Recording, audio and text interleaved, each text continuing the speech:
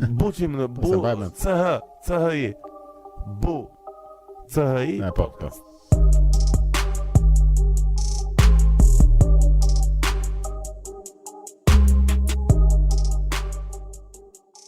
Mirë se erdhe Alind. Mirë se u gjej. Ju faleminderit për ftesën. Si je? I lutem shumë faleminderit që pranuat në të vijeni në të platformë të vogël. Dhe të komplementoj shumë për faktin sepse edhe para pak kohë ishe tek Space i Lolitës, në të cilin isha dhe unë pjesë dhe e ndoqja nga fillimi në fund. Edhe gjende rastin ta përshëndesim dhe Lolitën si një nga platformat që i jep mbështetje shumë personazheve të reja të çfarëdo lloj fushë. Dhe më bëhet vërtet qefi domethënë që politikanët e rinj, ajo pjesë ne e konsiderojmë si e ardhmja jonë, domethënë e kanë atë për uljen për të përzierën çik me popullin edhe me njerëzit e thjesht, qoftë kjo edhe në space, qoftë kjo edhe në podcast, edhe për këtë të përgëzoj sepse është vërtet një shembull i mirë për ato që vinë më pas.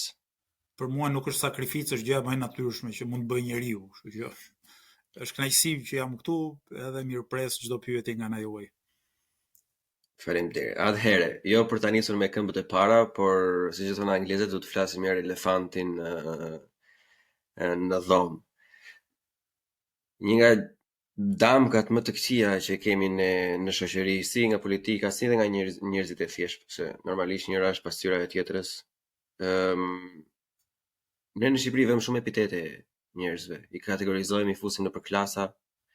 Dhe një nga pullat më të vështira që i është vënë aso kohë organizata politike dhe tani Lëvizja Bashkë, dhe Arlindit si person, është që ai është komunist. Pse merreni me atë, jo po ai do bëj kështu, do bëja kështu. Pse ndodhin kjo? Ku bazohen këto akuza ose këto, domethënë kjo hedhje balte kot, domethënë? Po, bazohet ndoshta në faktin që në Shqipëri për disa dekada ka munguar një majtë e vërtet.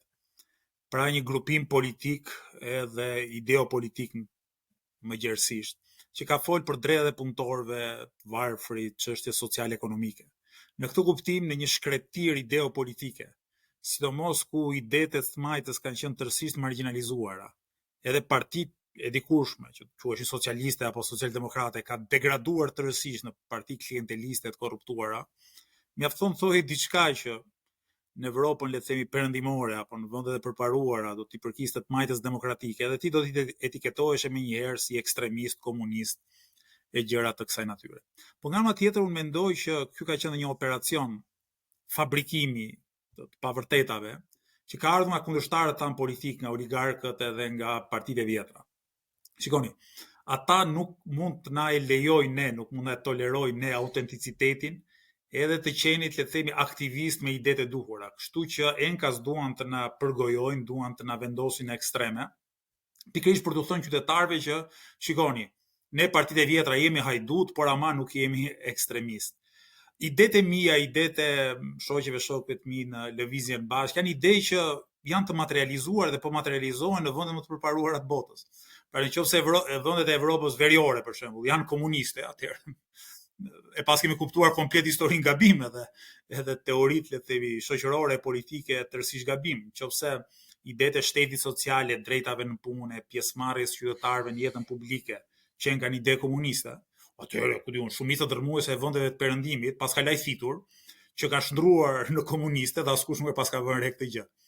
Që në këtë sens unë nuk i marr shumë seriozisht damkat të tilla, ose më saktë i marr vetëm si tregues të dëshpërimit politik edhe të zbrastisë kulturore dhe intelektuale të partive të vjetra, që nuk kanë çfarë i ofrojnë qytetarëve, nuk kanë çfarë u thonë qytetarëve, ka humbur tërësisht kontaktin me të vërtetën edhe me të drejtën, dhe kësaj kur rivalizohen prej vërteti, duan të përfitojnë ndonjë pikë përmes këtyre insinuatave dhe damkave komplet paqëlluara. Unë po pyetem për më shumë për vetmin fakt, domethënë sepse shikoj, të themi drejtë, një njeri thjesht që është duke shkuar në punë dhe do të kthehet nga puna, do merret me të pastruar, me të gatuar, me të bërë gati gjërat për ditën tjetër, e ka shumë të vështirë ndonjëherë të bëjë atë researchin, kërkimin, që kush është vërtet Arlind Qori, a është vërtet komunist apo jo. Edhe unë prandaj apo më shumë të pyetje sepse ndonjëherë janë disa gjëra që edhe pse duhen thënë ndonjëherë, se duket sikur atëherë e marrin peshën e vet, po për sa i përket pjesës radikale ka pasur një farë lloj jo konsistencë nga partitë e mëdha ose le të themi nga kjo shtresa që le të themi s'është politike, është një shtres post-politike që nuk ka bërtham ose ideologji. Në të njëjtin rast kur kanë akuzuar palë ndryshme si radikal, në të njëjtën kohë kur këto organizata, si organizatorët kanë organizuar tubime protesta etj. Ka thënë nuk janë radikal mjaftueshëm, nuk ka vëllon, nuk kanë bërë ashtu siç duhet. Është goxha qesharake për sa i përket kësaj pjese, domethënë. Edhe kur ke folur domethënë në pjesë pjesën e Lolitës, por edhe pak më përpara e përmendë që me modeli i shteteve skandinave, le të themi, që janë socialdemokrate, është për kufizimi me i drejtur ato. Dhe ke përmendur edhe faktin që ka një të majt me karakter demokratik dhe Lëvizja Bashk prezanton këtë të majt. Çfarë është majta me karaktere demokratike ose social-demokracia për një person që sapo kthehet nga puna dhe po dëgjon këtë podcast? Ne theksojmë karakterin demokratik të smajtës, me cilin ne identifikohemi, për të dalluar veten nga e shkuara, domethënë, nga këto regjimet staliniste që nga Evropën qendrore, lindore dhe në Shqipëri kanë dominuar për disa dekada. Kështu që për ne është shumë e rëndësishme të theksojmë karakterin demokratik të ideve tona. Ai është një kapitull tërësisht i mbyllur, është një kapitull le të themi famkeq që e ka tejkaluar historia e shumë çka tjetër.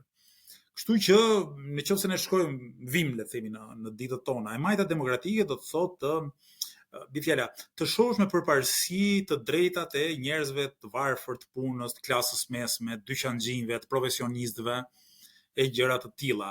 Të kuptosh se puna fizike dhe intelektuale, puna e parë edhe si sipërmarrje vetjake, është një nga themelet më të rëndësishme të shoqërisë dhe njerëzit e punës duhet gëzojnë drejta, respekt edhe dinjitet. Ti je i majt do të thotë të kujdesesh për më të dobti, do të thotë që të fuqizosh shërbimet sociale, domethënë, nga shëndetësia, arsimi, hapësira publike, parqet, terrenet sportive e shumë çka tjetër. Ti je i majt për mendimin tim, do të thotë të japësh përparësi demokracisë, një demokracie sa më pjesëmarrëse. Pra qytetarët mos e shohin angazhimin si një 5 minutësh një herë në 4 vjet kur shkojnë të votojnë, por ta shohin si angazhim të përditshëm, pak naj sa na lejon puna edhe hallet e tjera, në komunitet, në lagje, në vendin e punës, aty ku ka, si thua, aty ku ka, hobi apo prirje të caktuara kulturore, ta shohësh edhe si angazhim në protesta kur është e nevojshme, në greva e në shumë çka tjetër. Pra në këtë sens unë mendoj se e majta është një thirrje, është një domosdoshmëri për ta përmirësuar jetën shoqërore dhe për t'i emancipuar marrëdhëniet shoqërore. Një dimension i rëndësishëm i të majtës mendoj unë janë edhe të drejtat e njeriut, të drejtat e çdo njeriu, edhe lufta ndaj diskriminimit, ndaj poshtrimit, që her pas here njerëzit u bëjnë njëri tjetrit. Kështu në këtë kontekst e majta është edhe një botë kuptim, është edhe një qasje e veçantë në raport me botën, është njëkohësisht edhe një aspirat, domethënë aspirata për të jetuar të gjithë të lirë, të gjithë le të themi me barazi politike e shoqërore, e për të pranuar vetëm ato pabarazi ekonomike që lidhen me meritën, dhe jo me privilegjet, jo me favoret, jo me pabarazi që e mundësive e gjëra kësaj natyre. Kështu që në këtë kontekst për mua është një nga krenarit, po themi, ideopolitike që identifikohem, edhe që në rastin e Shqipërisë besoj është diçka jo shumë e shpeshtë, partitë politike në Shqipëri, nga që nuk pyesin për idet, nga që janë parti le të themi ata nuk kanë fare ideologji oportuniste. Sigurisht ato kanë politika le të themi shkojnë disfavor të shumicës dërmuese të shoqërisë, por nuk duan të identifikohen nga me ideopolitikë, sepse janë të zbrazta intelektualisht edhe kulturalisht. Për ne, për mua, idetë janë shumë të rëndësishme, e vërteta shumë e rëndësishme, kështu që unë nuk dua të gënjej njëri për të thënë, shiko, unë jam për të majtës dhe djathtos, unë jam kështu, unë jam ashtu. Unë kam idetë e mia, mendoj që idetë e mia shkojnë përputhje me të drejtat, nevojat dhe interesat e shumicës dërmuese të popullsisë, kështu që i them haptazit e mia, nuk kam frikë nga ato përkundrazi. Një kuptoj. Jo, dhe unë si individ jam në fakt në le të themi në spektrin tjetër politik, një konservator moderat, domethënë, ose nga i djathtë qendror, po e ndjej më të thjesht përfaqësoj me dikë si ti, domethënë me një që edhe pse është i maj që nuk na përputhen ide, të paktën mund të kesh debat politik ose të paktën mund të shkëmbesh ide, sepse me këtë klasë e të mykur ne kemi tani nuk ka asnjë lloj debati politike, çdo lloj debati në televizion është ky bëri këtë, ai s'ka bërë atë, ky ka bërë aq, ne s'kemi bërë kaq, dhe nuk ka në asnjë moment që ore tale po këto punëtorët disa nga të cilat i përmendet tek Spacey, që normalisht unë do vë linkun poshtë që ta shohin të gjithë të interesuarit, sepse ka qenë një bisedë goxha e gjatë. Edhe unë, nga që nuk dua të përsërisem shumë, dua thjesht të kap disa pika që më duken edhe pak më shumë interesante se sa të tjerat. Një nga problemet më të mëdha që lidhet në konceptin ose le të themi një nga ndryshimet më të mëdha mes të majtës dhe të djathtës, po flasim për ato që ne duam, jo për ato që kemi sot, që na serviren sot në Shqipëri, është pjesa e pronës private. Edhe mënyra se si do ecim përpara me pronën private, për privatizimet, koncesionet, partneriteti publik e privat. Cili është ndrimi i lëvizjes bashkë në këtë aspekt? Sigurisht. E drejta e pronës private është një drejtë kushtetuese që ne respektojmë, domethënë. Secili ka drejtën që pronën e fituar në mënyrë të ligjshme, e theksoj këtë në mënyrë të ligjshme sepse në vendet korruptuara si Shqipëria, ata që janë shumë të pasur kanë përshtypjen që kanë një proces të pronësimit bazuar tek akumulimi pa ligjshëm, por prona e ligjshme është një drejtë themelore e njeriu që ne respektojmë, e mbrojmë, madje e shohim të kërcënuar shpeshherë nga këto korporatat e mëdha ose nga oligarkët ose nga një shtet klientelist. Për sa i përket privatizimeve, ne kemi qasje të diferencuar, domethënë, varet se ku.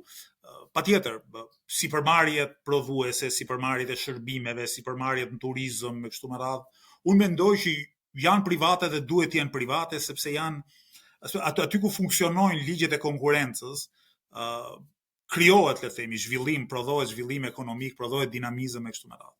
Gjithsesi unë kam përshtypjen që sektorët që janë prej natyre disi monopolistik, ku logjika e konkurrencës nuk avancon dot, ose ato që quhen sektor strategjik. Por mbi të gjitha shërbimet publike si shëndetësia apo arsimi, mendoj që janë më mirë në pronësi dhe menaxhim publik dhe jo privat. Them publik dhe jo shtetëror, sepse dua ta dalloj një menaxhim që përfshin punonjësit, një menaxhim që përfshin komunitetin, ata që preken nga shërbimi, dhe jo thjesht burokracinë shtetërore. Se nëse ne e lëm dorë burokracisë shtetërore, burokracia shtetërore tenton, le të themi, ta abuzojë e të korruptuar. Po një menaxhim i ri, publik, demokratik, që përfshin punonjësit e atij sektori, por njëkohësisht përfshin dhe përfaqësuesit e komunitetit, sigurisht bashkë me përfaqësuesit e organeve shtetërore, patjetër do të ishte mënyra më e mirë e menaxhimit të këtyre shërbimeve. Kështu që në këtë sens, ne jemi për një ekonomi, le të themi, të përzier, me një ekonomi ku ndërthuren në harmoni prona private, prona publike edhe prona shtetërore. Sigurisht, vend mbas vendi, kontekst mbas konteksti, duhet përkufizuar konkretisht cili do jetë ky raport, se ky nuk mund të jetë një raport standard, nuk mund të jetë një raport abstrakt, nuk mund thuash kaq % ekonomi publike, kaq % ekonomi private, sepse varet nga niveli i zhvillimit i një vendi, varet nga përparësitë zhvillimore. Pa ajo që ka shumë rëndësi është që të bëhet një debat i hapur dhe të vendoset demokratikisht për modelin e zhvillimit që na duhet. Pra të ketë një ekuilibër midis interesave private dhe interesit publik. E kuptoj. Domethënë në rastin e transportit publik do ishte një sistem, le të themi, i afërt ose i ngjashëm me sistemin gjerman, ku institucioni është, le të themi, i pavarur, funksionon në mënyrë të pavarur dhe thjesht kontrollohet nga shteti, por nuk administrohet nga shteti. Shiko, ne kemi një propozim për transporti publik në Tiranë. Fakt dhe ky propozim është i shtrirë në kohë. Ne i marrim shumë seriozisht idetë dhe programin tonë. Që do e kishim dhe ne të lehtë të qellonim fishek zjarre në ajër si kandidatët e tjerë. Ne themi këtë gjë. Shikoni, ne duam të provojmë menaxhimin publik të përgjegjshëm. Tirana ka 16 linja urbane. Ne do ta nisim në një linjë. Do ta nisim në një linjë administrimin publik. do të analizojmë eficiencën, cilësinë e shërbimit e kështu me radhë. Do ndrejshim gabimet që mund të gjendim rrugës dhe kësaj do ta shtrim, le të themi, vit mbas viti në për linjat e tjera, sepse aspirata jona fatmesme është që linjat e transportit publik të administrohen sipas asaj që thash pak më herët, një administrimi publik modern edhe të përgjegjshëm, ku kanë zë në administrim dhe në vlerësim edhe qytetarët dhe grupimet e shoqërisë, edhe punonjësit, po sigurisht edhe përfaqësuesit e bashkisë. Shikoni, transporti publik është për përkufizim një sektor, le të themi, monopolistik. Domethënë, bashkia edhe sot jep licenca privatëve. Domethënë, është një firmë që ka monopolin e udhëtimit unaz, për shembull. Kështu që në këtë sens, të thuash që privati menaxhon më mirë, nuk ka kuptim, sepse privati menaxhon mirë atëherë kur privati gjendet në kushte konkurrence. Nëse nuk gjendet në kushte konkurrence, domethënë, ata shitësit e akulloreve, unë mendoj që gjithë jetën duhet të jenë privat, sepse ata konkurrojnë me njëri tjetrin edhe t'japin akulloren më të mirë e më të lirë.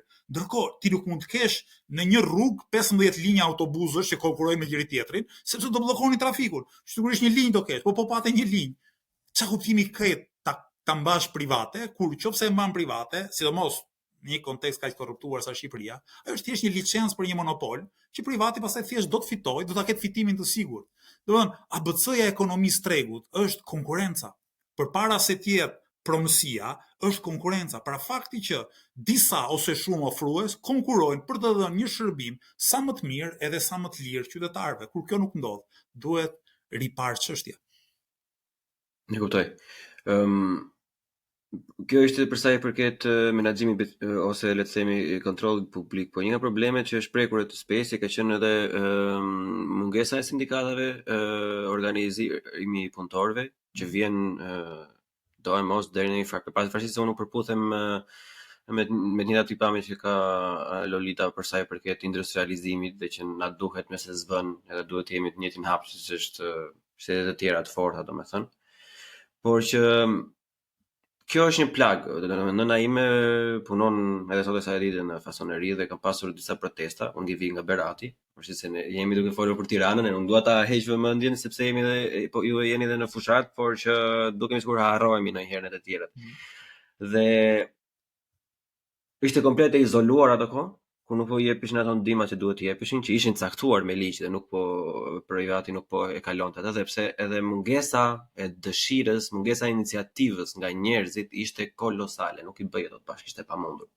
Nuk kam folur gjëre gjatë me time më atko, edhe me shumë persona të tjerë.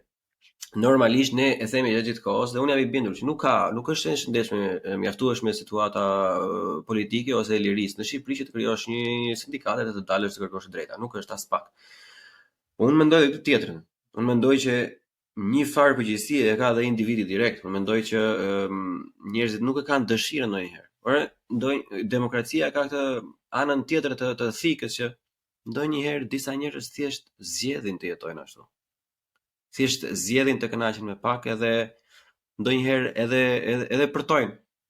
Edhe i prishin punë masës tjetër. Tani si kapitalizohet kjo gjë, si implementohet kjo gjë me një popull që është mësuar gjithë kohës të uli kokën, edhe mos të thuaj sot që jo, të zë derën, sot ti nuk futesh më në fabrikë, sepse ose do japësh kushtet, ose do na vësh ngrose që po vdesim gjithë dimrin, edhe po me spulja atroze të gjitha problemet që kanë, 250 gra në një stall si gjedh, që më vjen keq e them kështu, pa ashtu është e vërteta që është për të ardhur keq dhe është turpi më i madh që ekziston në Shqipëri për momentin. Ne flasim për të drejta grash, edhe nuk i bëjmë ato në terren që është aja e para fare. Si kësaj masës madhe, ç'a i bëhet?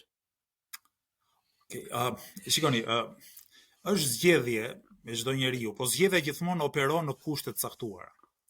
Ka kushte që favorizojnë zgjedhje më të guximshme, zgjedhje më pjesëmarrëse, ka kushte shoqërore të cilat i pengojnë ato.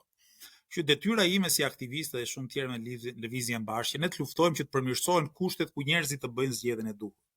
Patjetër, edhe në vendet më zhvilluar, edhe në vendet me më shumë pjesëmarrje, nuk është se gjithë populli del në rrugë, nuk është se gjithë punëtorët hyjnë në sindikata, por sigurisht ka një masë kritike, ka pra një masë të mjaftueshme që pasi bëhet i tërheq edhe të tjerët her pas here në veprimtari kolektive. Kështu që sfida jonë është që të krijojmë këtë masë kritike. Mos harroni që ne operojmë në kushte shumë të vështira politike dhe shoqërore, domethënë.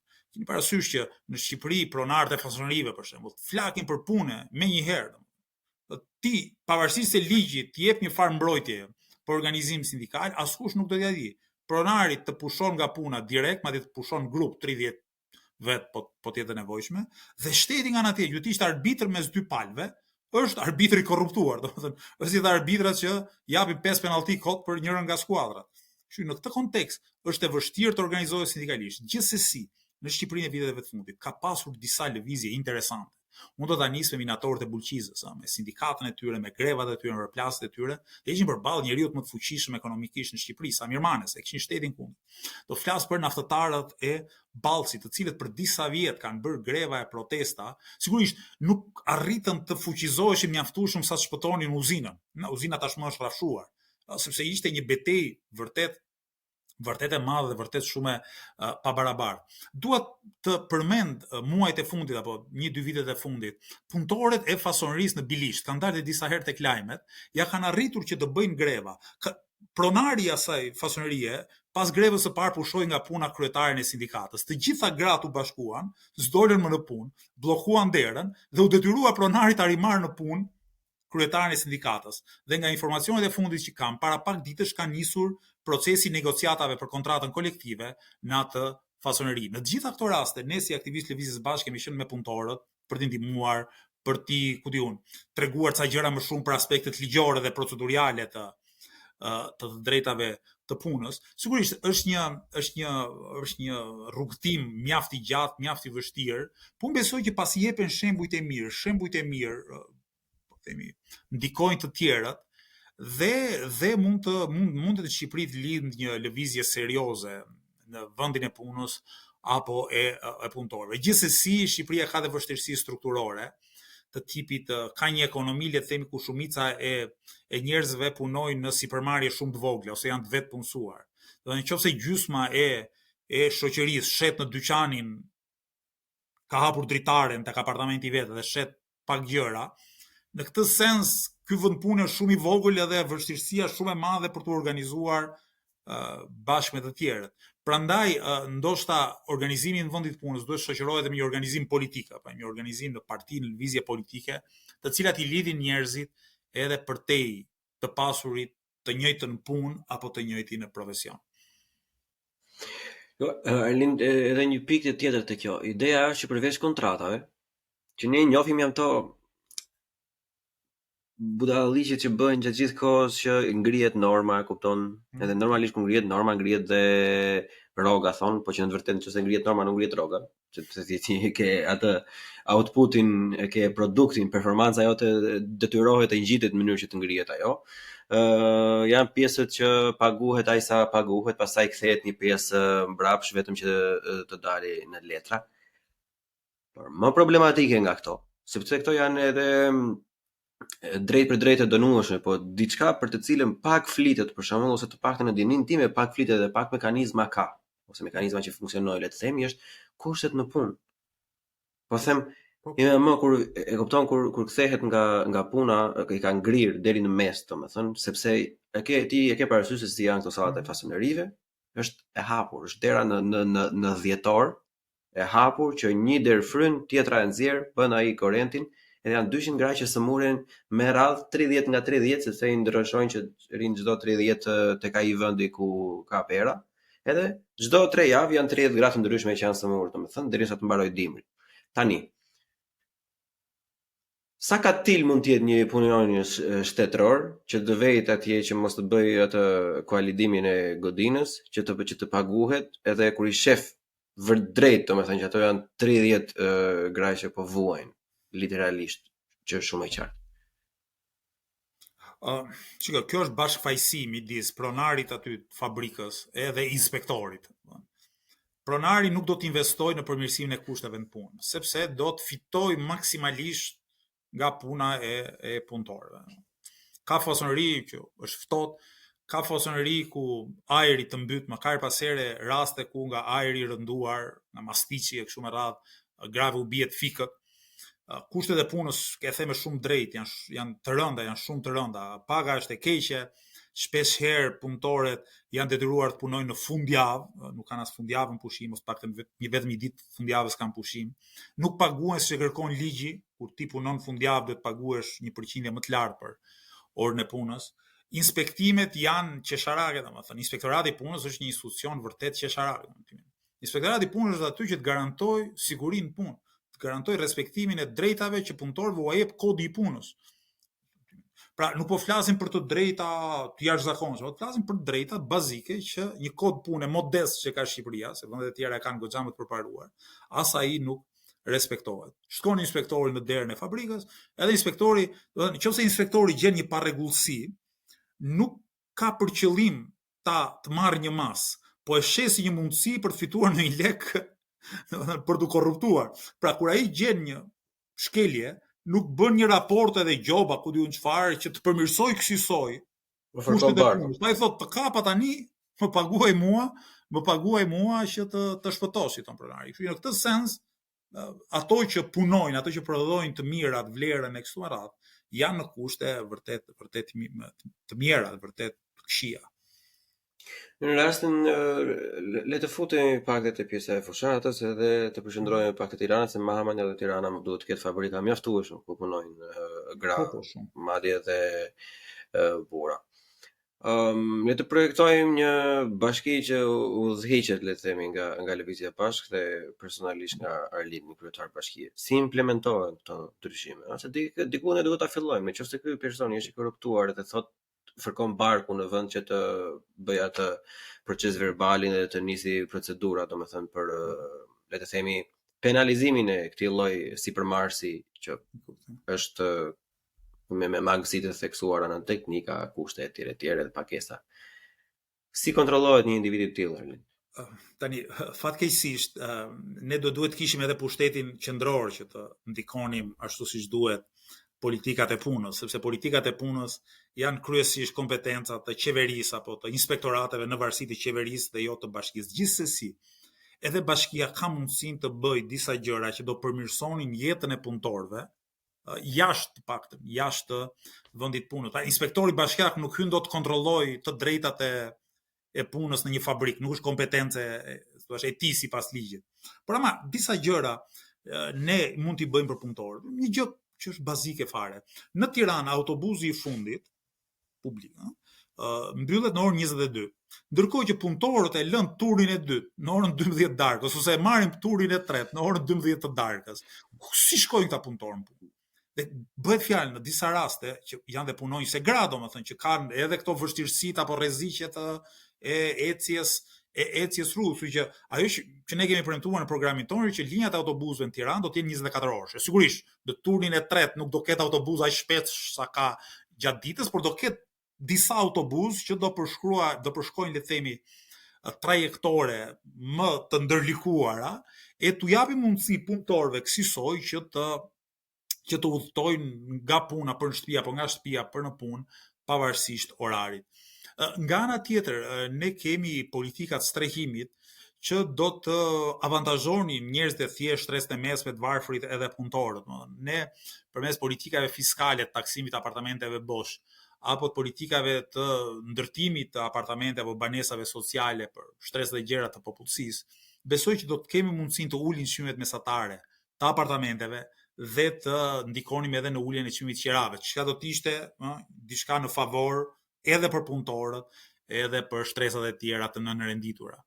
Nga ana tjetër, ne kemi në dorë që në ndërmarrjet që administrohen nga bashkia, punëtorët të kenë përfaqësuesit e tyre në bordin e administrimit. Domethënë, kur unë mendoj një kompani publike, për shembull transportin, e mendoj si një bashk administrim midis përfaqësuesve të bashkisë, që i ka zgjedh populli, përfaqësuesve të punëtorëve, që janë ata që bëjnë punët, dhe përfaqësuesve të komunitetit ose ku diun, shoqatave të konsumatorëve, të njerëzve që përdorin më shumë transportin. Dhe këto tre faktorë, le të themi, do të bashk menaxhonin transportin publik. Dhe nga mirëkuptimi apo nga, si thua, administrimi eficient i kësaj strukture do të varej jo vetëm një shërbim publik cilësor, po edhe një shërbim publik që respekton të drejtat e punëtorëve.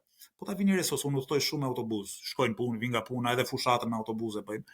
Të drejtat e punonjësve të autobusëve janë vërtet për tokë, domethënë kuptimin vjen ai kontrollori aty, ku diun, shan shoferin, shan atë fatorinon, i poshtron, paguen si mos më keq. Imagjinoni ti je 8 orë duke i dhënë makinës, domethënë është edhe pashëndetshme, ku të rish ulur 8 orë siç rrin shoferët, apo të rish 8 orë në këmbë siç rrin fatorinot, është vërtet çnjerëzore. Pastaj autobusët janë mbi populluar, domethënë imagjinoni një udhëtar kalon 10 minuta, 15 minuta në autobus për të shkuar diku. Imagjinoni një fatorino që duhet të rri 8 orë në atë kallaballëk ose në atë mbi popullim të autobusit. A ka ndonjë plan, më fal që ndërpres për të. A ka ndonjë plan që të hiqet kjo gjë e fatorinos para fare një herë për gjithmonë? Shikoni, që të ndodhë diçka e tillë, do duhet të riorganizohet sistemi i transportit, do duhet futeshin biletat elektronike, edhe do duhet si thua, të krijojë edhe një strukturë mbikëqyrje, siç ndodh në vendet ndodh në vendet e tjera të përparuara. Gjithsesi, unë nuk mendoj që, unë patjetër mendoj që këto janë risi që do duheshin bërë, por ama janë risi që duhen bërë duke marrë në konsiderat edhe nevojën e fatorimeve për punë. Domethënë, nëse ne duhet heqim fatorinot nga, si thua, nga mundësia për të punuar si fatorino, këtë gjë do duhet ta bëjmë vetëm në kushtet ku kemi mundësuar fatorinove një punë tjetër të ngjashme me atë që kanë, ose në të njëjtin sektor që kanë, ose në një sektor të ngjashëm. Sepse unë nuk jam për këto zgjidhje të, ku diun, nxjerr nga puna 1000 vet, edhe jo, më fal, nuk e kam aty pjesën, nuk po e trajtojmë sikur kemi një korporat. Thjesht ideja është ineficiente. Në çdo vend, unë jetoj në Berlin për shembull, Berlini është goxha i majt, mamën e tij jenë atje.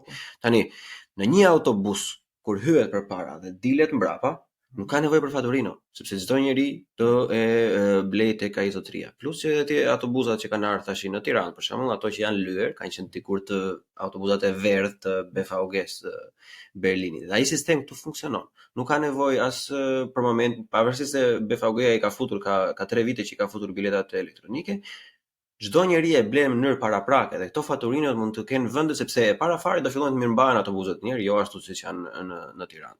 Do pastrohen etj. Do hapen këto kioskat e ndryshme të vogla si tabakina ku do shiten biletat. Domethënë mund të shpërndahet kjo. Po një faturino që unë kërkoj ndjesë nëse dikush ofendohet në kjo pjesë, po nuk është punë e denjë dhe kjo është me jemi po jetojmë akoma vitet 50-60.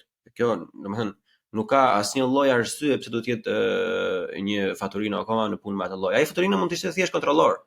Ai faturino mund të ishte kontrollori që do kontrollonte biletën e personit dhe ai nëse ai person nuk ka biletën si në Belim, zotëri i dashur, ju të zbrisni nga autobusi, do që bitesh 50.000 lekë të vjetra apo 60.000 lekë të vjetra për shkak se ti nuk e ke bler biletën paraprake dhe të gjitha të tjerët çfarë fajt kanë ty?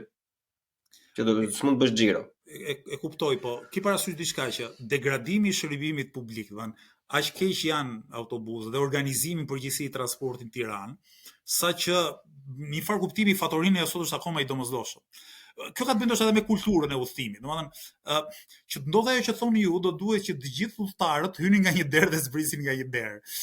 Nëse udhëtari i zakonshëm, kufuzat e veten shpeshherë, domethënë, hyn te dera e parë që gjen dhe del te dera e parë që gjen. Pastaj është e vështirë dhe kontrolli e shumë çka tjetër. Kështu që gjitha këto do duhet vinin si rezultati i reformave që janë sa strukturore, aq edhe të një lloj emancipimi shoqëror. Mirpo, patjetër që synimi është që ne të kemi një transport publik modern, me gjitha komponentët e një transporti publik modern dhe sigurisht duke mbrojtur edhe drejtën për punë të gjithkujt që punon në atë sektor.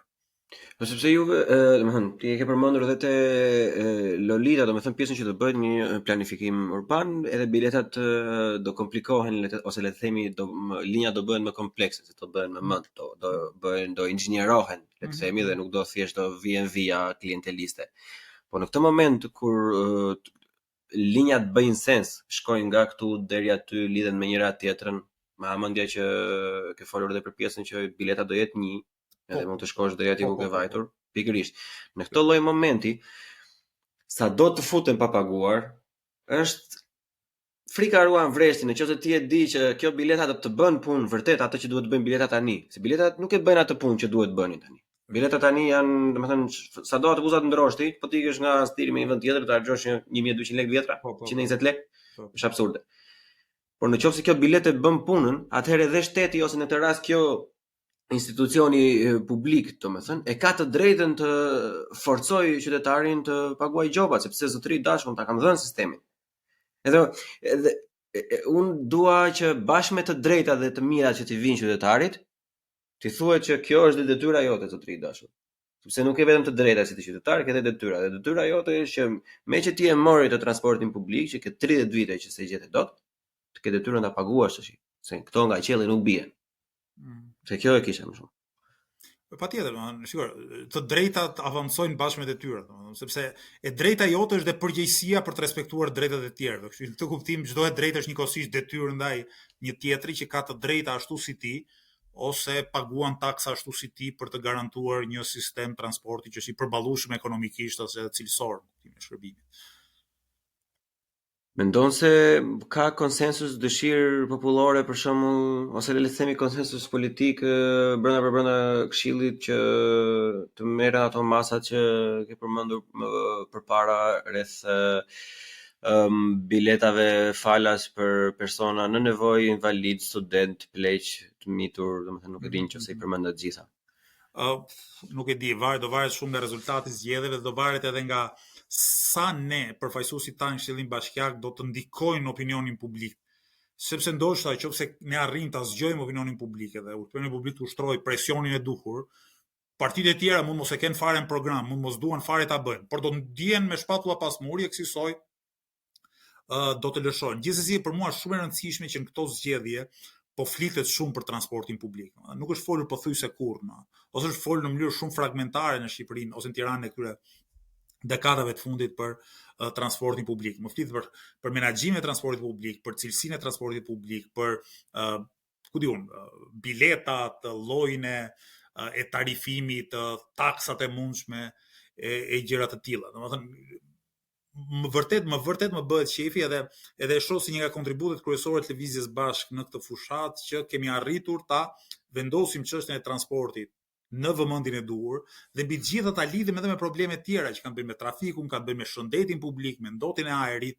Pra, çështja e transportit është e lidhur me mjaft çështje të tjera. Ka të bëjë edhe me produktivitetin e punës. Domethënë nëse një punëtor i duhet 1 orë e gjysmë për të shkuar nga shtëpia në punë, e 1 orë e gjysmë për të kthyer nga puna në shtëpi. Patjetër që ai punëtor nuk do prodhoj aq sa duhet, nuk do ketë rendimentin e duhur, nuk do të jetë njëri që lodhet, tjetërsohet, smuret, e kësaj e pson ai vet, po e pson edhe ekonomia e qytetit. Që në këtë kuptim, transporti është si nga ato arteriet, le të themi, më të rëndësishme të jetës ekonomike dhe shoqërore të qytetit. Është më e rëndësishme, domethënë. Unë vi nga një profil inxhinierik dhe jam pa transport nuk ka asnjë gjë. Të gjitha këto shtetet europiane janë aty ku janë sot, për shembull, sepse e kanë zhvilluar transportin. Shembulli klasik është Italia. Italia e Jugut është prapambetur për të vetmi fakt se Italia e Jugut deri diku si Shqipëria për sa i përket transportit publik.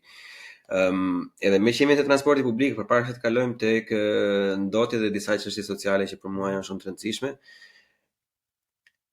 Unë e di që është e vështirë dhe e di që janë gjëra që nuk i përkasin vetëm bashkisë, por edhe shtetit në përgjithësi, por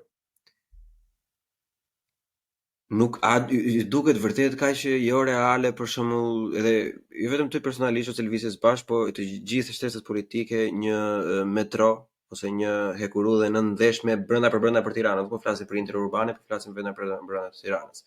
Unë si Bleon, bashkë me studentët e tjerë që kam parë këtu, që kam sugjeruar dhe tema diplome që gjermanë më kanë shkruar rreth kësaj pjese, kam arritur në konkluzionin, domethënë, që e vetmja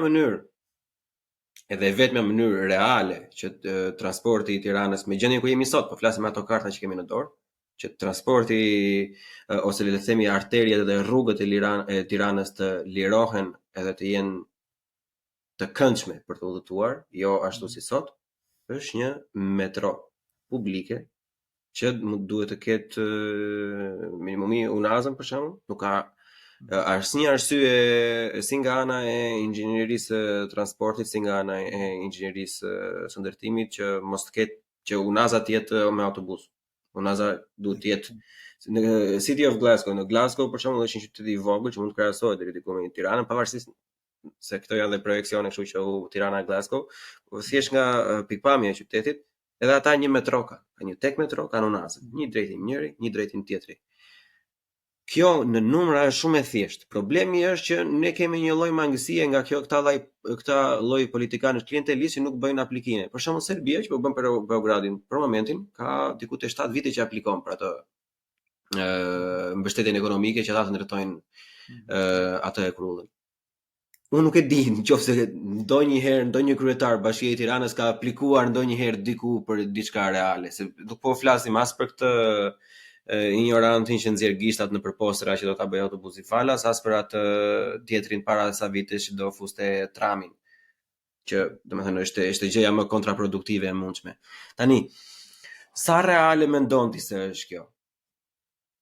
Si ide, le të themi në 10 vitet e ardhshme. Shko, unë nuk t'jap do të një përgjigje saktë. Edhe sepse përpara se ne të marrim zotime i studiojmë shumë mirë gjërat. Unë deri më sot nuk kam lexuar një studim fizibiliteti, pra për metron. Kur është përmendur, ka qenë tepër si shaka. Kam përshtypjen, por nuk jam inxhinier me profesion, kështu që nuk di ta them. Ka përshtypjen që në një qytet kaq të shpërfituar nga probleme urbanistike si Tirana, ndërtimi i metros do të ishte jashtëzakonisht i shtrenjtë. Nuk di ta them tani shifra, no? Sa do ishte. Mirë, po ki parasysh diçka që të ndërtosh një sistem të tillë që është kompleks, që është nëntoksor në Tiranë, do duhet le të themi të ku diun. Ki parasysh Tirana nuk ka ujë, Tirana nuk ka kanalizimet e duhura për shumë gjëra. Kështu që në këtë sens, mbase do ishte një kosto aq e lartë, saqë praktikisht do të falimentonte qytetin apo më shumë. Unë shpresoj shumë që studiuesit, inxhinierët na japin një përgjigje përfundimtare se sa do të kushtonte një sistem i tillë edhe cilat do të ishin kapacitetet tona. Frika ime është që për momentin nuk mundemi, por mbas unë kam gabim, mbas nuk kam lexuar, si thua, ende gjërat e duhura. Mirë po, fakti që edhe ata që janë zakonisht sharlatan politik, që çfarë nuk premtojnë, nuk kanë shkuar deri te metroja, kanë përshtypjen që duhet të ketë vështirësi të mëdha. Ku diun, unë para ca ditësh dëgjova një premtim Belind Kliç që thoshte do të çajm sheshin Skënderbej, do fusim rrugën. Pastaj fola me ca inxhinierë që më thoshin që shko se aty ka ca kanalizime apo struktura nëntoksore që nuk prishen dot, në kuptimin që ki parasysh që këtu edhe propozimet shpeshherë janë aq sharlatane, janë gjëra tipit ti dëgjon nga njëri në kafe diçka dhe del televizor dhe hedh një ide si fishek zjarr. Ajo që na duhen është studime të sakta, fizibiliteti, çfarë vështirësish teknike ka dhe po ashtu sa kushtojnë. Sepse qofse diçka që qytetet e tjera e përballojnë për shkak se kanë një strukturë urbane më të favorshme, për shkak se kanë një ekonomi më vitale, kanë një buxhet mjaft të madh bashkiak apo shtetëror. Mbase në Tiranë nuk është e mundur. Gjithsesi, unë them, ne ta nisim nga gjërat që janë të mundshme, nga korsitë e dedikuara të autobusëve. Qofse arrim atë, do bëjmë një hap të rëndësishëm përpara. Dhe rrugës do studiojmë çdo alternativë, patjetër. Fakti që unë pyes Arlindësh nuk është sepse unë janë shkaloj këto që pika që përmendit. Kjo është realiteti, kjo që ti thua, dhe normalisht ai është hapi logjik i duhurit dhe jam i sigurt që është i hapi që do bëhet, domethënë. Thjesht ideja e diskutimit është sepse se sa hekurulla një shtet ka, le të jemi të drejtë, është treguesi numër 1 se sa i zhvilluar një shtet është. Sa më i zhvilluar të jetë një shtet, aq më shumë hekurulla ka. Disa thonë që sa më shumë hekurulla të ketë një shtet, aq më shumë i zhvilluar është. Kështu që to janë të dyja titra mira tjetrën. Sa për ide se sa mund të kushtojë diçka e tillë, për shembull, përpara disa muajsh, në mars, në fillim të marsit për shembull, Serbia është miratuar 610 milion euro grant ka Bashkimi Evropian për të ndërtuar një metro në Beograd. Do ta ekstrapolojmë, do themi që grant. Është grant, është thjesht mund ta bëjnë çdo të tjetër. Kjo ka qenë një buje e madhe në Twitter për shembull, sepse ishte ato kohë që kishte përplasjen me Kosovën, domethënë, dhe ata morën diçka të tjetër. Edhe një miku i podcastit, domethënë, më ka thënë që kjo nuk ka lidhje me konfliktin Serbi-Kosovë që po mundohen ta blejnë. Serbia ka 7 vite që aplikon për këtë grant.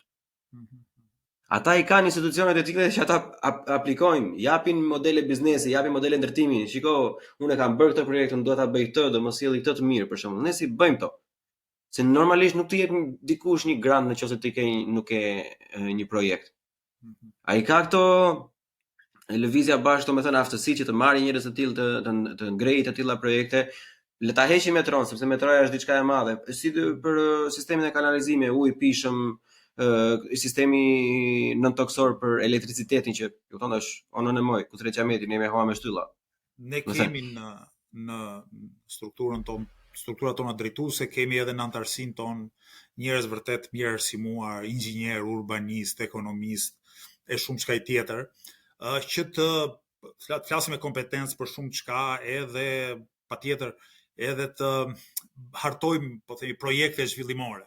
Mos harroni diçka tjetër, që një parti politike pasi vjen në krye të institucioneve, nuk është se ka vetëm kapacitetet e veta, pastaj do përdor dhe kapacitetet e gjithë shtetit.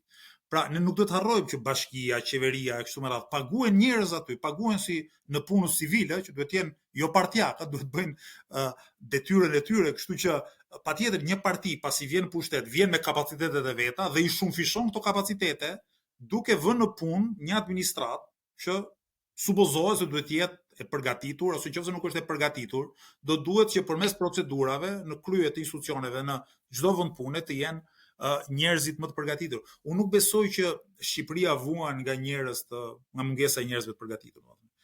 Sigurisht nuk kemi vend shembullor në botë, nuk është se Jo, aty ke të drejtë, unë jam me ty në atë pjesë. Ne kemi pararoja e shkencës botërore, por prapse për disa zgjidhje të thjeshta, domethënë që të tjerët i kanë bërë, që nuk do të shpikim rrotën, por themi të mësojmë nga të tjerët, besojmë që i kemi kapacitetet. Në Shqipëri ajo që ka munguar për shumë vite, për dekada, është serioziteti në qeverisi, edhe ndershmëria. Ndershmëria për e njerëzve që janë krye të institucioneve për të thënë që unë jam këtë punë për të bërë punën sa më mirë. Dhe njëri që ka këtë motiv, patjetër që rrugës do të përpiqet të gjejë zgjidhjen më të mirë, do të konsultohet me ekspertët apo me profesionistët më të mirë dhe do të bëj të mirën më të madhe, atë që është e mundur. Në këtë kuptim, unë mendoj që Tirana sot edhe Shqipëria nesër mund të qeveriset mjaft më mirë nga ç'është qeverisur edhe në kuptimin e kompetencës edhe të profesionalizmit. Arlin, një problem si një qytetar i thjesht përsëri. Imvlla jeton në Tiranë. Imvlla ka një djalë që për pak bën 2 vjeç, nuk e ka në një çerdhe shtetërore sepse nuk ka shanse të gjesh vende të lira, kushtet janë skëter, nuk diskutohet.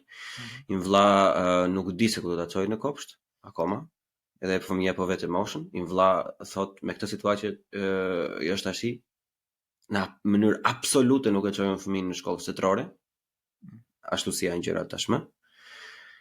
Dhe nuk kështu siç vazhdojnë, nuk e çoj këtu, nuk e çoj aty, janë shumica e prindërve të rinj. Qeraçeti i përmendë pak më përpara, ky flirti që këta politikanët bëjnë me legalizimin e lekut të pistë, mungesa e ujit të pishëm, që do vesh të ngresh edhe ujin që t'japësh fëmijës, se të filloj fëmia të mësoj që mësonim ne që pinim ujë nga zora, kishim të bogovës, domethënë nuk kam. Edhe atje ku kam qenë unë, sot kësaj dite nuk është ashtu siç kam qenë unë. Domethënë ne kemi ecur mbrapa. Ka degraduar cilësia e ujit, patjetër. A mos janë shumë to për të rregulluar? E vështirë është. Domethënë, një njeri që kërkon besimin e qytetarëve dhe thotë për një muaj do rregulloj të gjitha, thjesht duke gënjur. Ne duhet të kuptojmë vështirësitë që kemi përballë. Duhet të kuptojmë që Tirana, Shqipëria është keq qeverisur për shumë vite. Edhe është shkatruar infrastruktura, kanalizimet, një pjesë e gjërave janë të parekuperueshme. Duhet edhe këtë ta themi. Domethënë, ne sigurisht kemi programin ton, hetimin e kullave, lehtë, palishme kështu me radhë, por kam përshtypjen që pavarësisht vullnetit ton të mirë, një pjesë atyre do vazhdojnë të qëndrojnë, sepse kostoja e shembjes apo rikuperimit të hapësirës publike, nëse nuk rezulton nga hetimi që ka shkelur ligji, është jashtëzakonisht e madhe. Nga ana tjetër, dihet që është bërë një studim fizibiliteti që ujësjellsi i ri në Tiranë kushton rreth 140 milionë euro, që prapë është një shifër, është mbi gjysma e buxhetit të bashkisë Tiranës. Ndër Tiranës i duhen rreth 32 shkolla të reja, që të mos bëhet mësime turne, domethënë që të arrihet niveli që të mos bëhet mësime turne, duhen të paktën 32 shkolla të reja. Askush nuk ka bërë deri më sot një studim, as ne nuk e dim dora në zemër se sa kopshte dhe çerdhe të reja duhen, në mënyrë që prindrit mos detyrohen të shkojnë te çelëri. Kjo është edhe, shiko, në perceptimin publik është shumë e thjeshtë për të vlerësuar, sepse për çdo çerdhe shtetërore në katet e para të dytave të pallateve në Tiranë, në çdo zonë të populluar, ke nga 4-5 çerdhe për bloqe pallatesh, që janë private dhe marrin 16 deri në 20-25 çerdhet dhe kopshtet publike janë të mbi populluara, domethënë fëmijët e mi deri para 2 vjetësh kanë qenë kopsht publik sigurisht. Edhe ne dimë që kopshtet kanë qenë të mbi populluara. Në këtë sens, vërtet do duheshin shumë para publike, do duhej njëkohësisht edhe truall. Më keni parasysh që në Tiranën e sotme, kur zaptuar çdo truall publike, kur ndërtohen vetëm ndërtesa komerciale, graçela kështu me radhë, është vështirë dhe çështja e trojave. Që në këtë sens vështirësitë janë shumë të mëdha. Po se un kam shpresë. Kam shpresë sepse i referohem për shembull një llogarie të KLSH-s, që është kontrolli i lartë i shtetit në Shqipëri. Ata bënë një llogari para një viti dhe thoshin që shteti shqiptar 1 në 5 lekë e shpërdoron. 1 në 5 lekë vidhës shpërdoret. Edhe u po llogarisa me Bashkinë e Tiranës. Bashkia e Tiranës ka një buxhet 240-250 milionë euro në vit. Imagjinoni, sigur 1 me 5 shpërdorojnë dhe ata, i bie që 1 me 5 lekë për publikun është 20%, 20% është katastrofë. Po. Imagjinoni, 50 milionë euro shpërdorohen, vidhen, abuzohet çdo vit. Më kupton? Me 50 milionë euro ti mund ndërtosh mesatarisht 25 shkolla në vit. Kosto e shkollave. Tani sigurisht nuk duhen vetëm shkollat, duhet edhe korsia dedikuar edhe autobusëve, duhen edhe çerdhe, duhet edhe ujësiell, si kështu nuk mjafton vetëm të luftosh korrupsionin apo shpërdorimet. Po duhet edhe një ekonomi më vitale që prodhon më shumë vlerë e gjëra të tilla, të duhet një sistem taksimi që është progresiv, që nuk u bie në qaf bizneseve të vogla apo qytetarëve të thjesht, por i detyron firmat e mëdha oligarkë të paguajnë aq sa do duhet paguanin. Një nga të mirat për shembull e politikave zhvillimore që shoqërohen me masat shërbimit të shtetit social, është se kur ke një ekonomi zhvilluar, ke dhe më pak njerëz të varfër që kanë nevojë për shtetin. Pra, shteti social nuk duhet parë thjesht një shtet asistencialist, që do jenë të gjithë varfër dhe të gjithë do i mbajë shteti. Ne duhet një model ekonomik që zhvillohet dhe sigurisht njerëzit që kanë nevojë për shtetin, pastaj janë më pak, pa ama shërbimi është më i mirë. Ata që kanë nevojë janë më pak, sepse në çdo shoqëri do ketë njerëz pa punë, njerëz gjymtuar, pensionistë, fëmijë që s'kan mundësi të punojnë vetë, ama për ta shteti duhet jetë aty, shteti duhet jetë bujar. Por ama shumë kusht tjetër do duhet të futej në tregun e punës, të punonte, të prodhonte më mirë, të kishte më shumë drejta, eksisoj të begatoj shoqëria. Kur ne themi transport falas për njerëz me mendime ekonomike, unë mendoj këto si një fazë përkohshme, se unë aspiroj që të jetoj në një shoqëri ku shumë pak vetë ka nevojë për ndihmë ekonomike, domethënë. Ose të jetë diçka e përkohshme, kalimtare. Në këtë sens, domethënë, ndihma ekonomike është një masë, duhet të konsiderohet si një masë e përkohshme, derisa familja ose njerëz kanë mundësinë për punë. Flasim gjithmonë për njerëz që kanë mundësi fizike edhe psikologjike për punë, ose të tjerë patjetër që duhet të ndihmohen nga shteti. Këta njerëz të kualifikohen edhe të integrohen në procesin e punës, edhe për faktin që, shikoni, njeriu në punë, në far kuptimi edhe kulturohet. Ka komunitet, ka solidaritet, domethënë është puna mund të jetë dhe vështirë, shfrytëzohesh punë edhe këto i ka patjetër, por ama puna është edhe një mjedis socializimi. Përndryshe njeriu po ndetin në shtëpi, do përplas kokën mbas murit. Nuk është tjetër. Unë jam konfliktual për këtë edhe lëshoj gojen me shumë qejf për këtë. Thjesht pa punë njeriu bëhet budalla. Domethënë, më fal që unë e shpreh në këtë lloj mënyre absurde, domethënë, por në qoftë se ti nuk krijon një lloj komuniteti ku është i bazuar mbi profilin tënd intelektual ose të profesional që je pjesë të diçkaje në një, le të themi, është duket një çik poetike dhe romantike, por në një fabrikë ku prodhon, ku janë 300 gra që prodhon një këpucë dhe din që kjo gjëja ishte një cop lëkure dhe tashmë është një këpucë, krijon atë ndjesinë që shife ne e bëm këtë. Dobishmëri sociale, pra kjo është ideja. Pikërisht, nëse ti nuk e provon asnjëherë në jetë këtë që ushqehesh me të ndjenjën e parazitizmit, domethënë normalisht nuk je i vlefshëm për shoqërinë. Më fal që e them kështu. Shikoj, përpara se kontributi, unë mendoj që çdo njeri në fund të ditës duhet kënaqet nëse dhe mendon që ka kontribuar diçka për familjen e vet, për komunitetin, për shoqërinë. Kështu që, unë mendoj që edhe njerëzit që janë pension, sigurisht nuk kanë detyrimin të punojnë, po edhe ata do ndiheshin më të motivuar, nëse, një orë të ditës do të kishin mundësinë të shkonin në një çerdhe dhe të tregonin pralla. Po them kështu domethënë. do e ndjenin veten të vlerësuar. Kështu që versioni rrim shtëpi dhe shohim televizor më nuk pëlqen. Normalisht. Nëse ato e kemi folur edhe në përspesa edhe ne që jemi të mundohemi të motivojmë një çik, po që mos të mbaj shumë sepse je edhe ti në agent të ngjeshur. Unë kisha dy këshilla që nuk i kam shpikur unë, se unë s'kam kapacitet për të shpikur, por i kam parë nga një shtet ose një land social siç është Berlini. Edhe që unë mendoj me kapacitetin tim që nuk ka asnjë lloj pengese që mos i bëhet Tirana për sa i përket ndërtimit, për shkak se ajo është fusha ime, unë nuk mund të flas për më shumë. Berlini që prej vitit jo vetëm Berlini, por edhe Hamburgu dhe 2-3 lande të tjerë, që prej 1 janari 2023 nuk jep më leje ndërtimi në qoftë se ti nuk e fotovoltaik. Sipër. Okay. Por në ndërtesë private. Unë nuk mendoj se kjo e dëmton Bashkinë e Tiranës në një lloj mënyre ose ka ndonjë pengesë përveç lobit, përveç atyre emrave që ti përmendë, që bravo qofshi i përmend, se të paktën ja e pas kemi njërin që nuk pas ka frikë dhe nuk është nga i lidhur në interesa edhe në ndër interesa. E dyta është ndërtimi i këtyre kullave që bën.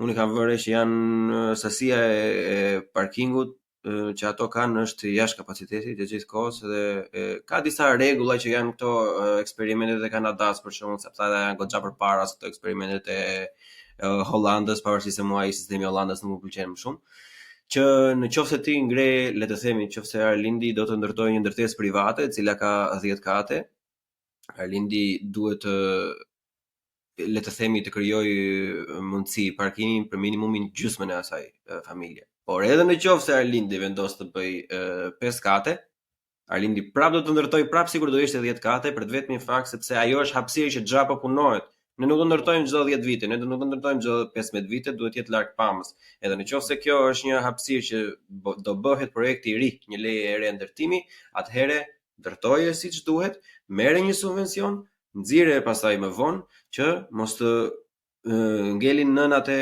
shkreta me karrocat që nuk i kalojnë dot nëpër trotuare se janë parkuar makinat, po të sillemi dhe të jemi ne si gjithë bota. Unë nuk e di se sa implementuesh më është në politikë, po unë kam vrarë mendjen vet, edhe përveç se frikës të oligarkëve, domethënë, në pengesë tjetër kjo nuk ka, se ne diell kemi plot. Vaten fali që është si keshi, domethënë deri diku që është këtu, është tani duke i ndërtuar njerëzve pompa që bëj unë në një nga projektet që kam tani, e paguan ata komplet gjithë sistemin e pompës në shtëpi, që do vjen fotovoltaikët, edhe thotë që ti unë po të ndërtoj kjo gjë, ti do furnizohesh, edhe unë pastaj si kesh do marr atë surplusin, domethënë. Ti fiton, unë fitoj. Hajde miru pafshim për mirangëzime. E kuptoj. Këto janë të bëshme, domethënë. Janë të bëshme se rregulla që vendosen edhe bëhen të detyrueshme për ndërtuesit edhe për çdo tjetër. Sigurisht në Tiranë nuk janë bërë deri më sot, sepse ata që kanë qeverisur nuk kanë qeverisur për të mirën e qytetarëve, domethënë.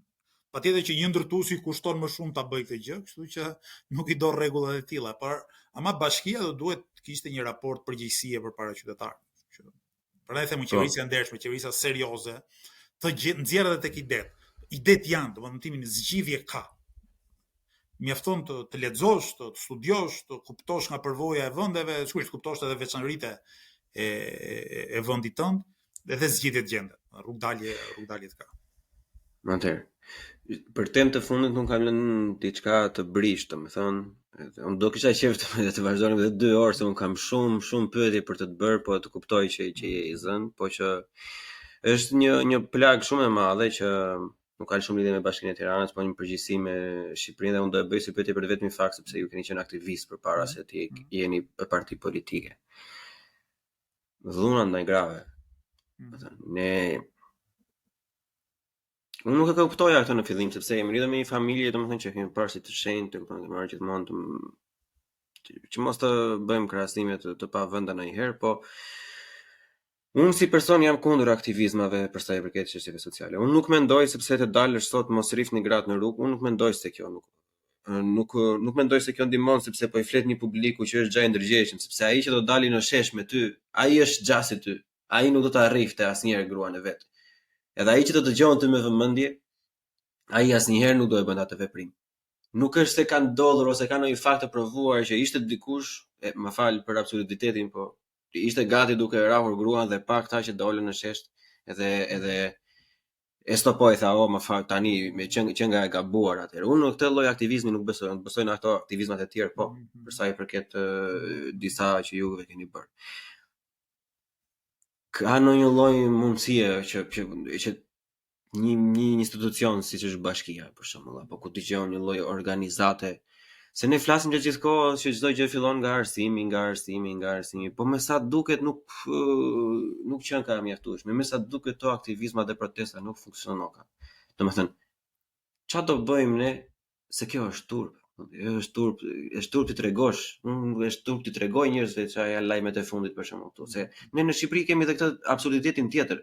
Se ne i shesim si Big Brother këto lajme, kupton, në vend që ajo të mbahet konfidenciale derisa të zgjidhet çështja, të dënohet ai dhe të vihet ligji në vend të thojë që ky person bëri këtë gjë dhe unë e dënova. Kurse te ne i shesin se për shembull shumë klika këto lajme. Dalin persona të sëmurë psiqik dhe vrasin 4 gra brenda një dite, edhe bëjnë xhiro komplet Tiranën dhe asnjëri nuk ishte i aftë të parandalonte në një gjë. Edhe ne merremi të gjithë me atë pasojën më vonë pastaj e themi jo po ishte kështu, jo po ishte i sëmurë mendor. Ku do të duan t'ia dinë ato 4 që ikën, që ishte i sëmurë mendor ai. Ato ikën tash. Ky është një problem vërtet shumë i madh edhe i thellë. Është edhe në botë patjetër, domethënë. Po në vende si Shqipëria me sa duket është më i ashpër. Nuk ka një zgjidhje të shpejtë fatkeqësisht. Zgjidhja duhet të jetë afatgjatë. Edhe duhet të jetë i kombinimi i masave shtetërore, edhe i politikave të ndërgjegjësimit, po dhe i përmirësimit të shërbimeve sociale. Ne nisim nga gjëja më e thjeshtë, shteti duhet të funksionojë. Nëse ti dhunon një grua, nëse ti ngacmon një grua, nëse ti e poshtron një grua për faktin që është grua, ti duhet dënohesh. Ti duhet dënohesh edhe dënimi duhet të jetë i tillë që ty do të shkurajojë që ta bësh përsëri. Mirë po. Për shkallëzim dënimi. Mirë po, këtu është një lloj e njëjta politikë që ndiqet ndaj kriminalitetit, por nuk mjafton vetëm dëshkimi. Sepse ne nuk duhet të luftojmë vetëm simptomin, por duhet të luftojmë dhe shkaqet. Se njeriu nuk është i dhunshëm prej natyre, pra nuk mund të thuash që, ku diun, dikush se lindi burr është, ku diun, i dhunshëm prej natyre ndaj dikujt tjetër që lind grua. Ktu ka shkaqe sociale, ekonomike që e nxisin edhe përkaqësojnë marrëdhëniet gjinore, dhunën ndaj grave, ngacmimet e kështu me radhë. Kështu që duhet luftojmë këto shkaqe, duhet luftojmë për shembull padrejtësitë në punë, varfërinë, duhet luftojmë shërbimet sociale që janë të degraduara. Nëse i përmirësojmë këto, do përmirësojmë kushtet e jetesës së njerëzve, eksisoj do kemi më pak shtys për ta ushtruar dhunën, po edhe më pak shtys për ta duruar dhunën. Ka shumë gra të cilat dhunohen, por nuk ngren zë ose nuk denoncojnë, sepse bëjnë një llogari të thjeshtë, po më kuptimin unë thot ajo nuk kam mundësi të jetoj vetëm. Rroga që marrë është ta që ulët, ose fakti mund mos kem punë fare, sa që e unë edhe po merrti policia dhe të më shpëtoj, ja policia më mori më shpëtoi 5 ditë, pastaj unë ku do shkoj? Po nuk kam, si thua, punë, nuk kam pagë, nuk kam shërbime sociale, kështu që jam i detyruar të rri në atë marrëdhënie edhe të duroj pafundësisht dhunën apo poshtërimin. Dhe elementi i fundit mendoj është ndërgjegjësimi dhe arsimimi i njerëzve, domethënë. Që fëmijë ne duhet mësohemi ta respektojmë tjetrin, të respektojmë dinjitetin e tjetrit, të respektojmë të ndryshmin. Madje të respektojmë dikë që nuk na pëlqen. Se fundi njerëz jemi, secili ka shijet e veta, domethënë bota është e madhe, jo çdo gjë që shohim na pëlqen. Mirë po, duhet të mësojmë që çdo kush ka drejtën të jetojë ashtu si do, sa nuk na cënon ne. Domethënë bashkëtesa në qytet, respekti reciprok, respekti i dinjitetit tjetrit janë të domosdoshme edhe mbi ata që ty nuk të nuk pëlqen. Përndryshe nuk ka bashkëtesë, përndryshe është, ku diun, një situate, ku diun, e luftës së gjithëve kundër të gjithëve, ku fiton gjithmonë më i forti, më i dhunshmi, më i paprincipti e kështu me radhë. Çfarë mund të bëjmë ne, Arlin? Gjëja e fundit që do të pyesja. Unë si Blon, çfarë mund të bëj për këtë që të ngrej edhe unë atë peshën time sa do të vogël? Tani, secili nga ne vetëm mund të bëj pak gjëra, sigurisht të rëndësishme, po pak. Rëndësi ka që ne të jemi në grup, të organizohemi, të eksisoj, ta ngrem zërin kolektivisht. Unë mendoj që gjithsecili nga ne ka mundësi që përmes fjalës të bindë të tjerë, përmes shembullit vet të bindë ata që na shohin. Domethënë njerëzit janë, shikoj, njerëzit dëgjojnë, njerëzit siç ndikohen nga e keqja, ndikohen nga e mira. Domethënë, kështu që në rast se shembujt e mirë shtohen, do të shtohen dhe ata që do ndjekin pas shembujt e mirë. Kësaj do të kemi një masë kritike në shoqëri që do të nisë të bëjë ndryshime edhe për një çështje kaq të rëndësishme siç është pozita e gruas, të drejtat e gruas e kështu me radhë. Arlind, unë falenderoj jashtë mase. Edhe do kisha dëshirë shumë që pas zgjedhjeve kur të liroj të më vije prapë. Atëherë njerëzit mund të ndjekin në Facebook, në Twitter, në Instagram, në webin e Lëvizjes Bashk, edhe në TikTok. Edhe në TikTok. Po. Pra, jeni afër gjithkohës, edhe për sa i përket pjesës së votimit, mund të shprehësh se si mund votojnë njerëzit edhe qytetarët e Tiranës, ne kandidojmë vetëm në Bashkinë e Tiranës, do kenë 2 fleta votimi. Emri im do jetë i pari në listë, domethënë është numri 1. Në fletën për kryetar bashkie, kurse emri Lëvizjes Bashk do të jetë 36 në listë, pra i fundit në listë. Kështu që në fletën për kryetar unë jam emri i parë, në fletën për Këshillin Bashkiak, Partia Lëvizja Bashk është e fundit, pra është numri 36. Edhe për këto gjëra, çdo lloj gjëje tjetër që juve ka pëlqyer nga Arlind Qori, duhet mbase këtë herë të bëni atë zgjidhjen e dur, po unë inkurajoj të gjithë atyre që do të dëgjojnë nëse kanë një familjar, edhe nëse Arlindi nuk ju pëlqen ai shumë sa mund të pëlqej mua apo dikush tjetër, më mirë se ata që janë është, kështu që bëni ndryshimin, të paktën një herë, se na vajti kjo tu. Falenderoj Arlind dhe mirë u pafshim herën tjetër. Falenderoj dhe unë ty Bleon për mundësinë, për pyetjet, bisedën interesante dhe sigurisht edhe për mesazhin në fund. Ciao. Mirupafshim.